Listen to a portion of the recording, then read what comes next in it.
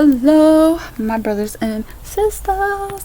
Okay, so I just want to talk to you guys because the time is coming near and we need to use these social media platforms instead of having all these scary things to hear some good stuff. So a quick reminder is if you've been with God before and Jesus and you feel like magically it's a conspiracy that you are here, it's because he's calling for you. Just go talk to him. You are worth it. Don't let the evil one make you feel that you're worthless and he doesn't want you, or you're scared, or you want to wait. Just talk to him. It's that simple. See what happens. Okay, so real quick, I'm in Hebrews, by the way. So what does it say? It is said, okay, the devil is the one who rules over the kingdom of death. Jesus could set people free who were afraid of death. All their lives they were held as slaves by that fear. It is certainly Abraham's children that he will help. So, we have been trained, manipulated to be scared of death, even though we have no idea what it's like. But we do know that it looks pretty gruesome, especially on TV.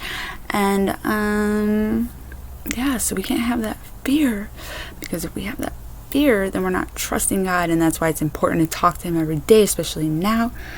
Take a moment off your phones, either in the morning, say hey to him throughout the day, and right now is the time to get that strong based connection going on here. So, because there's lots of distractions going on, and that is not coincidence. All right.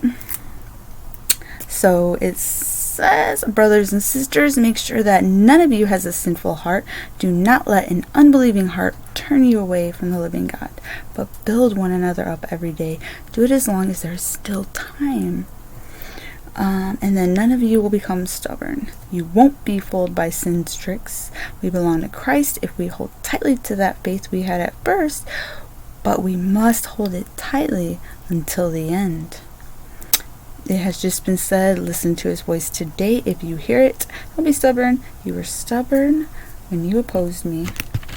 And then he's talking about who were those who heard and refused to obey. Weren't they all the people that Moses led out of Egypt? So what was going on in Egypt? What did they get led out of? I don't know, some rulers. And then look how awesome that was. And then they were still like, oh, alright, I'm done. Like, that's crazy. I'd be like, oh, wow. So, what else real quick? So let us boldly approach God's throne of grace. Then we will receive mercy when we find grace to help us when we need it. And Jesus prayed while he lived on earth. He made his appeal with the sincere cries and tears, and he prayed to God who could save him from his death, and God answered Jesus because he truly honored him. And what else real quick? And God keeps his promises, and God is fair, so always remember that. So you just gotta be faithful to the very end is what this Hebrews is talking about. And I just wanted to make a reminder. So God has given you his word and made a promise. He will not change his mind, and he has said you are a priest forever.